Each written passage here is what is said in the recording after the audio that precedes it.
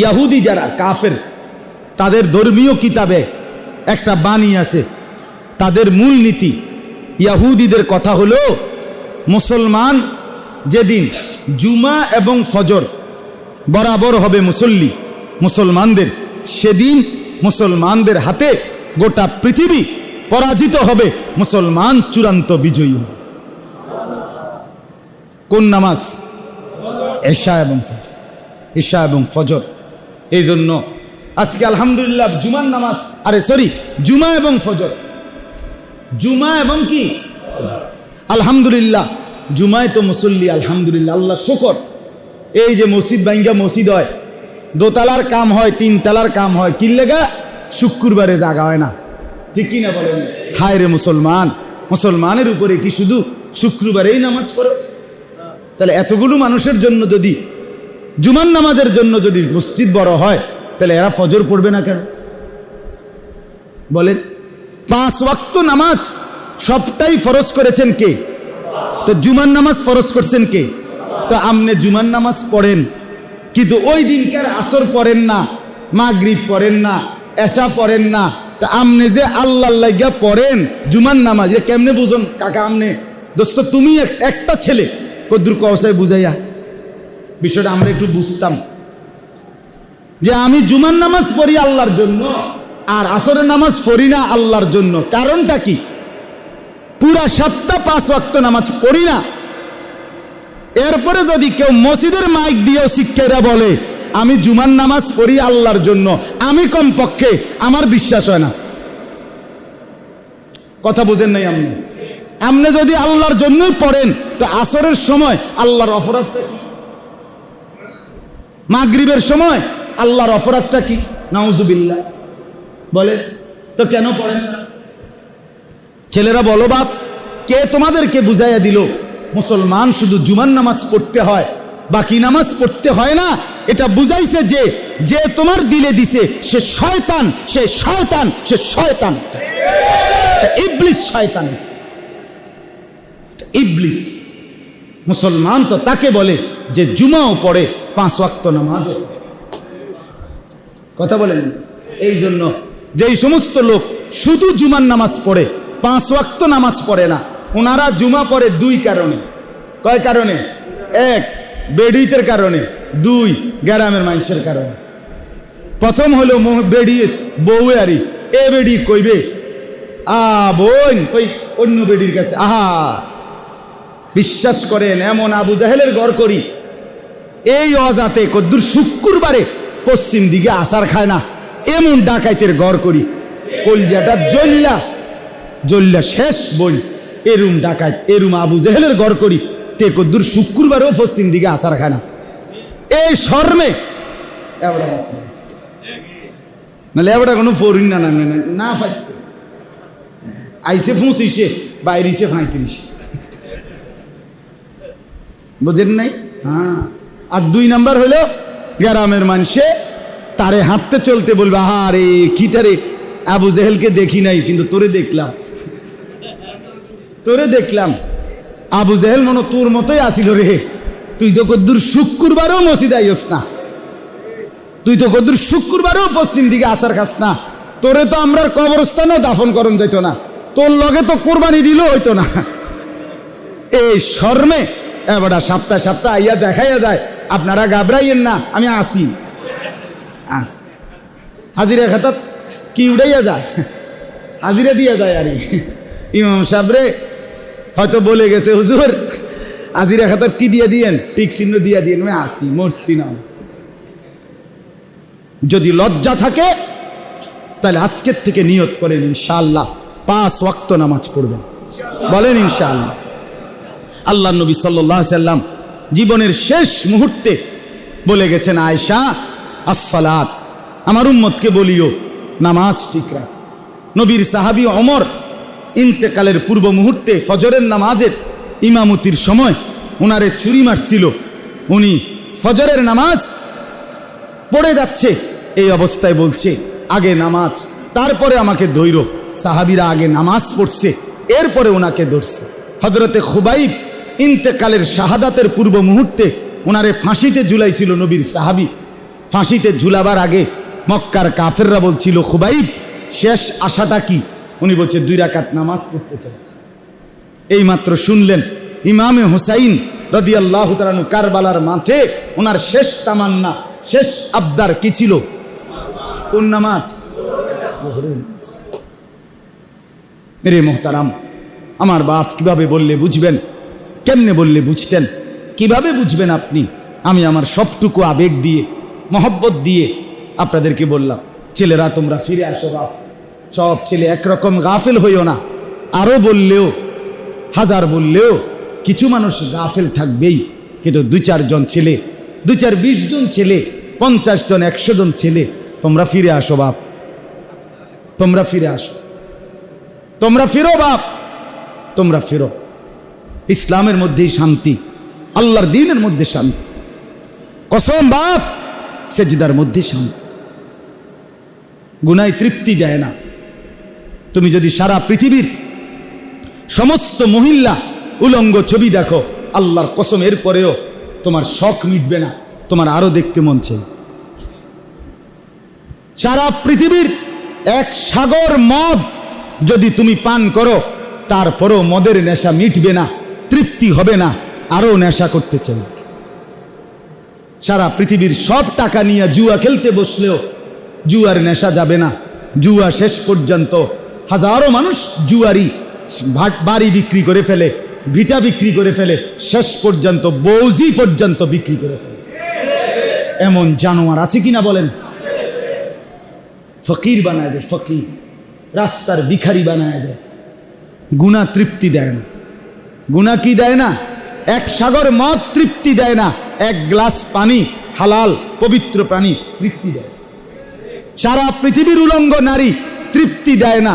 হালাল স্ত্রী একজন স্ত্রী দিয়েই এক পুরুষের 70 বছর পার হয়ে যায়, 90 বছর পার হয়ে যায়। হালাল কি দেয়? তৃপ্তি দেয়। এজন্য সেজদার মধ্যে মজা, আল্লাহর বন্দেগীর মধ্যে মজা। এই মোবাইল টিপা জীবন নষ্ট করো না। সারাদিন অসৎ বন্ধুর আড্ডায় জীবন বরবাদ করো না ছেলেরা। আমি অনুরোধ করলাম, আজ বহু অভিভাবক তারাও হাল ছেড়ে দিছে, হাল ছেড়ে দিছে। সিদ্ধান্ত একটাই, পড়ো আর না পড়ো, নামাজ পড়ো আর না করো, কামাই রোজগারি করো। বাবুরে এত কথা বুঝি না, টিয়ার দরকার, টিহা দাও। দেশে থাইকা কামাই করো, নইলে বিদেশ যাও, পয়সা দরকার। বাবুরে তুমি নমাজ পড়লে পড়ো, না পড়লে নাই, ফুট টিয়া দাও, টাকা টাকা দাও, টাকা। তোমার যেটা জমি বেচবো, টিয়া কিন, জমি টিয়া রেডি রাখতে। হ্যাঁ হ্যাঁ, তোমার কাকা, তোমার চাচাই শুনছি জমি বেচবো, টিয়া রেডি রাখতে, টাকা দাও। আস্তাগফিরুল্লাহ, আস্তাগফিরুল্লাহ। আল্লাহ আমাদেরকে বুঝ দান করেন। অতএব আমরা 1 নাম্বার ওয়াদা করলাম তো ইনশাআল্লাহ, 5 ওয়াক্ত নামাজ পড়বো তো ইনশাআল্লাহ। আল্লাহ আপনি হিম্মত দান করেন, আল্লাহ আপনি তৌফিক দান করেন।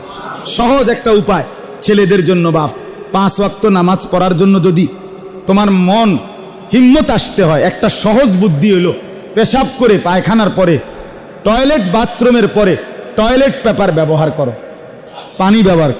কসম, আমি ওয়াদা দিলাম ইনশাআল্লাহ, পরীক্ষিত, বিফলে মূল্য ফেরত। তুমি পেশাব পায়খানার পরে টয়লেট পেপার, পানি ঠিক মতো ব্যবহার করো, ইনশাআল্লাহ এই পবিত্র দেহ তোমার নামাজের কথা বারবার মনে করায় দিবে।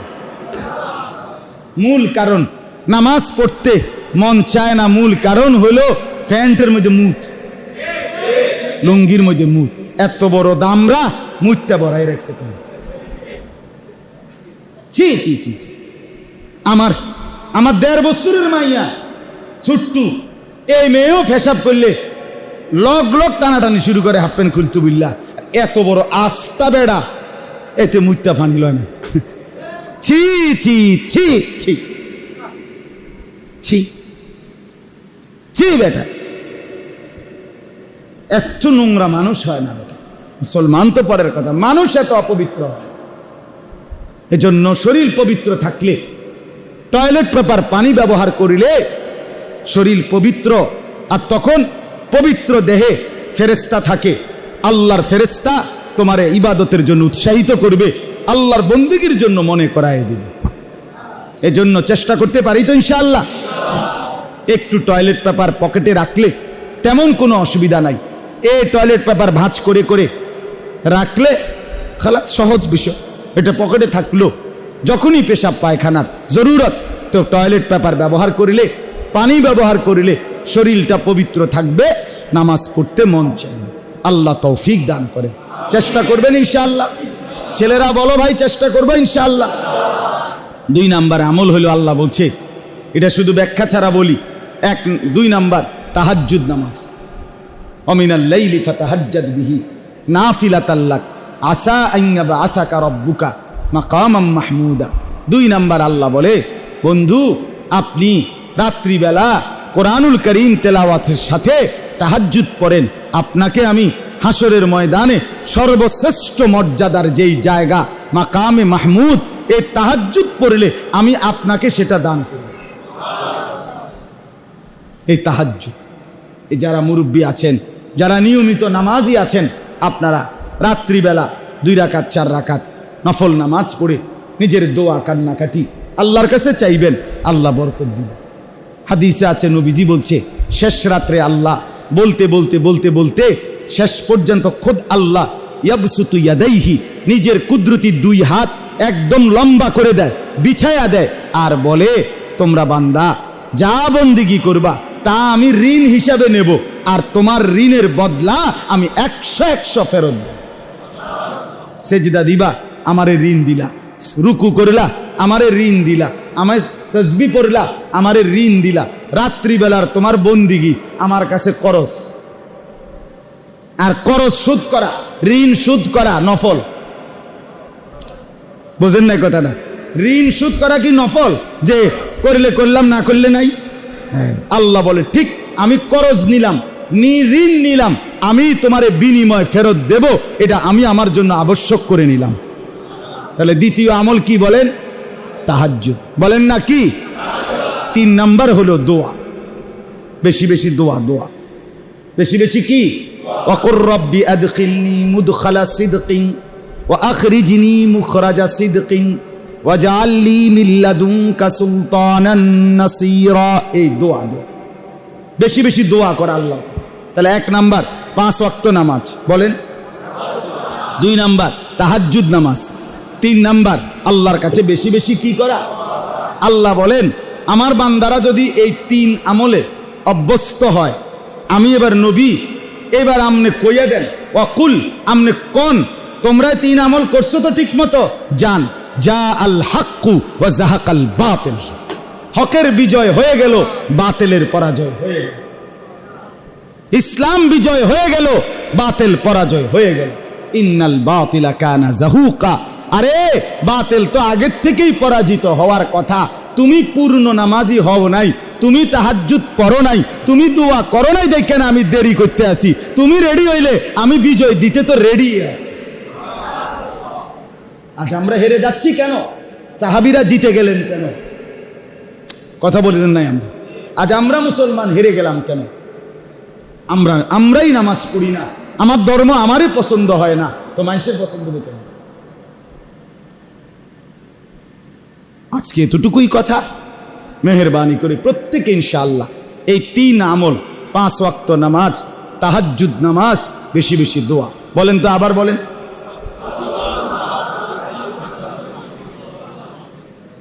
ছেলেদেরকে বলি, বাপ যত্নবান হও, অসৎ বন্ধুর খপ্পর থেকে বাঁচো। আমি সেদিন রাতের 2টায় আমার ছেলে 12 বছরের সালমান, তারে চিটাগাং নিয়ে গেছিলাম এক মাহফিলে, বন্ধ ছিল মাদ্রাসা। তো রাত 2টা বাজে চিটাগাংয়ের একজন বড় আলেম হুজুরের সাথে আমি দেখা করাইতে নিছি হেরে, হজরত মৌলানা আজিজুল হক আল মাদানী হুজুরের কাছে। তো রাত্রে 2টা বাজে, তখন হুজুরের বাসায়, হুজুরেই বলছে, মৌলানা যত রাতই হোক আমার কাছে যেন আসে দেখা করতে। খাদেম পাঠাইছে হুজুরের ওই মাহফিলে। পরে আমি 2টা বাজে গেছি। তো আমার ছেলেটাকে হুজুরে দেখছে, 12 বছর বয়স। ছেলেটাকে দেখেই হুজুরে কাছে আইনা মাথায় হাত বুলাইয়া, আমি যখন বললাম যে হুজুর এটা আমার ছেলে, বড় ছেলে, হুজুর একটা কথা বলছে, এই রাত 2টা বাজে, বাবা ক্ষণিকের বন্ধু তাকে আপন ভেবো না, আপন মা বাপ ওস্তাদ তাদেরকেই আপন ভেবো। শেষ কথা।